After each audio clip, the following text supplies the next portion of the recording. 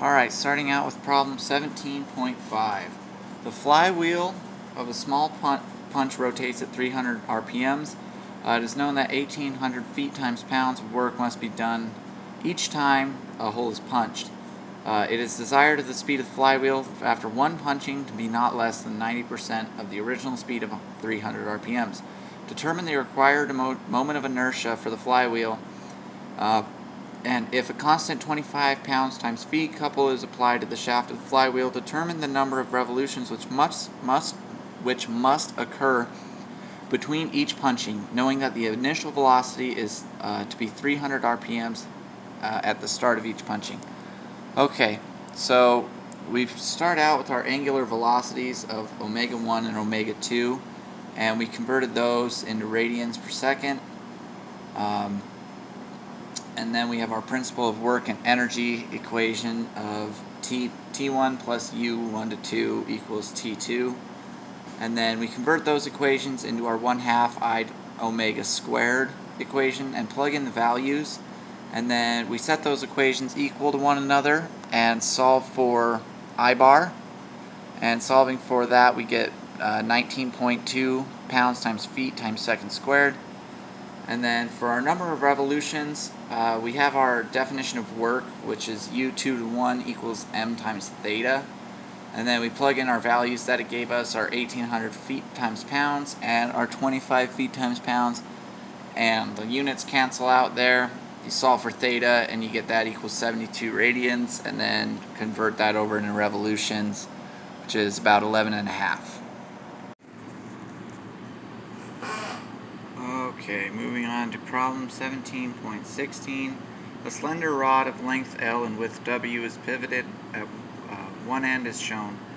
It is released from rest in a horizontal position and swings freely. Determine the angular velocity of the rod as it passes through the vertical position and determine the corresponding reaction at the pivot.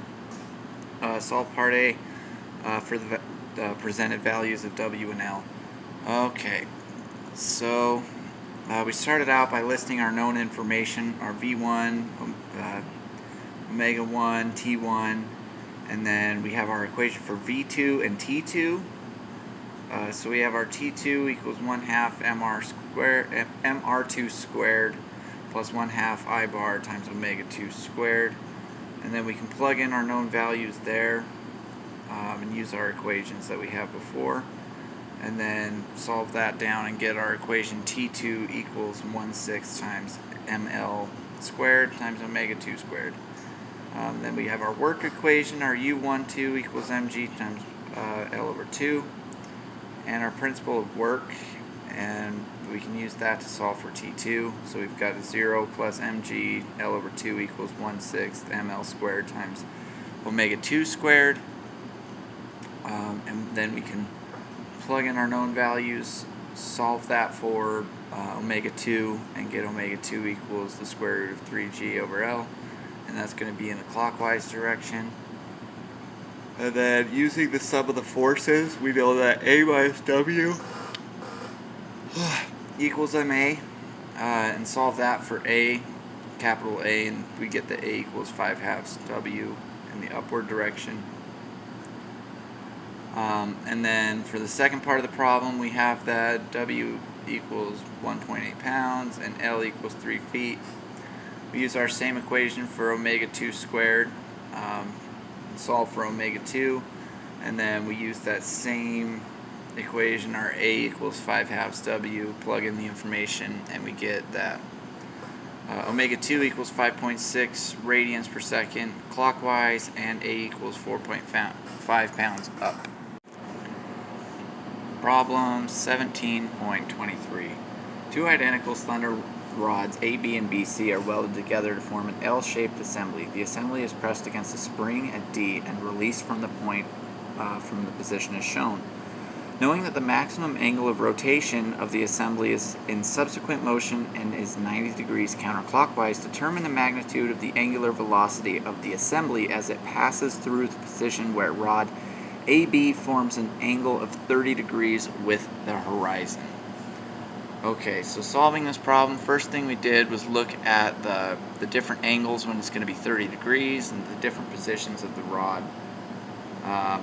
So first thing we got to do is solve for position 2. We know that our angle is going to be 30 degrees, and we've got our equation for V2 there, which we then simplify and substitute our values for HAB, which is going to be 1/2 sine of the angle. And then we've got our position, or our equation for T2, where T2 equals 1/2 I sub B times omega 2 squared. And we can substitute our values in there again. And in that one, our angle equals 90 degrees. At position 3, our angle equals 90 degrees. So then we've got our V3 equation, which is WAB times L over 2, and then our T3 equals 0. Now to solve for our omega 2, we have to use our conservation of energy and know that T2 plus V2 equals T3 plus V3. And then we can substitute our values in for those and use the equations we found earlier and solve for omega 2 and get that omega 2 equals 7.09 radians per second squared. Alright, problem 17.54. There we go. The bolt located 50 millimeters from the center of an automobile is tightened by applying a couple shown for 0.10 seconds. Assuming the wheel is free to rotate and is initially at rest, determine the resulting angular velocity of the wheel. The wheel has a center of mass of 19 kilograms and a radius of gyration of 0.25 meters. So we've got our equation for a moment of inertia, so we've got our I bar equals m times k bar squared, which we were given from the problem, so we just plug those in and get that value. And then we've got our equation for couple, so we've got 100 newtons times 0.46 meters, which gives us 46 newton meters. And then solving for the moments around the axle, we have mt equals I bar times omega. We have all those values, so we just plug them in and solve for omega and get omega equals 3.87 radians per second. Alright, problem 17.77. A sphere of radius r and mass of m is projected along a rough horizontal surface with the initial velocities as shown. The final velocity of the sphere is 0. Express the required magnitude of omega naught in terms of v naught and r, and the time required for the sphere to come to rest. Sorry, kind of got interrupted there for a minute. Okay, so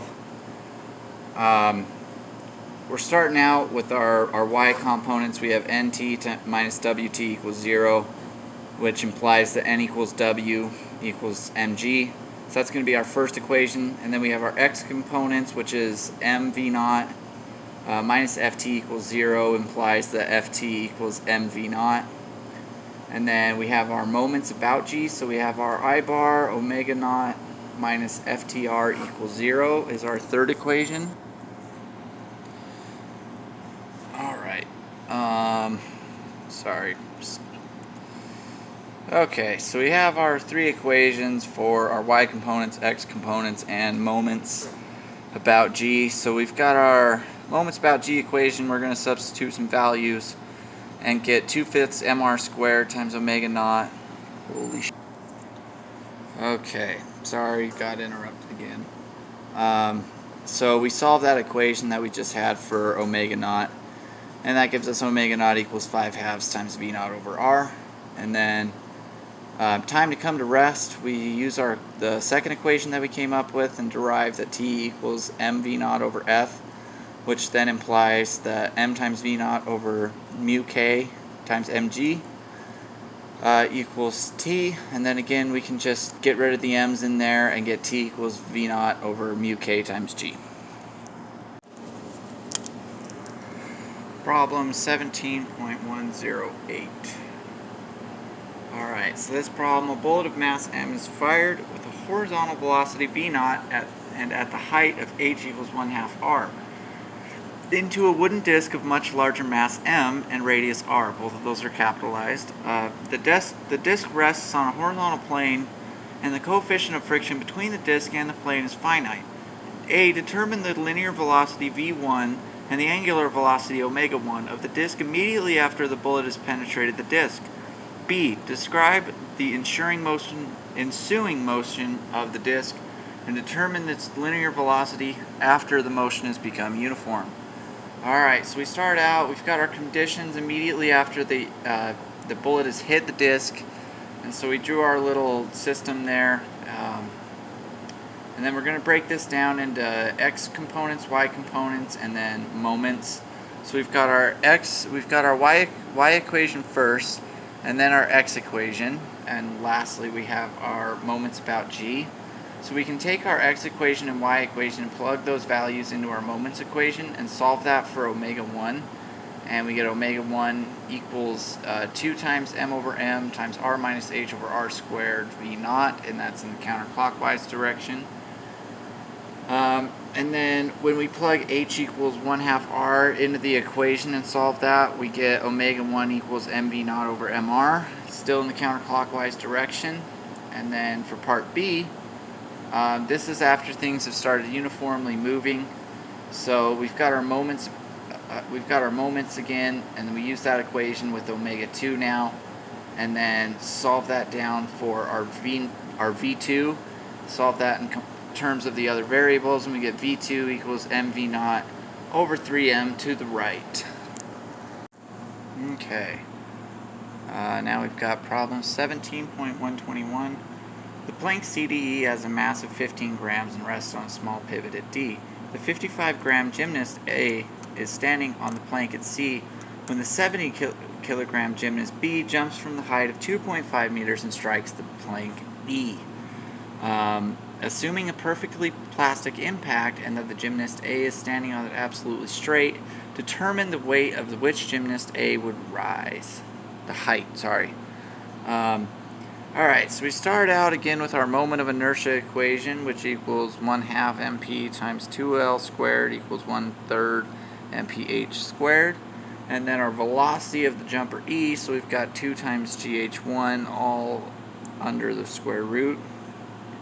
And then we solve our equation, our moments about D equation. So we've got our ME V1L equals ME VE L plus MC VCL plus I bar omega, and we can solve that and solve that for omega and VC and HC, and get those equations there, and then take those equations and plug in our known data. And then each time using that equation, we found something we needed for the next.